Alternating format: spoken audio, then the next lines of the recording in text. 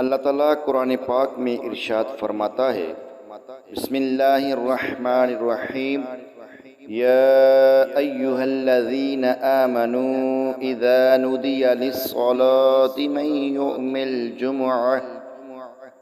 من يعمل جمعة فسعوا إلى ذكر الله وذروا البيع ذلكم خير لكم إن كنتم تعلمون۔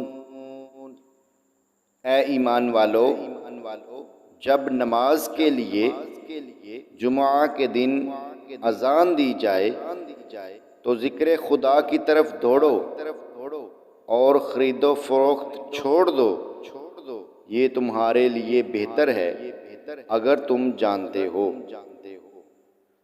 پارہ نمبر 28 سورۃ جمعہ آیت نمبر 9۔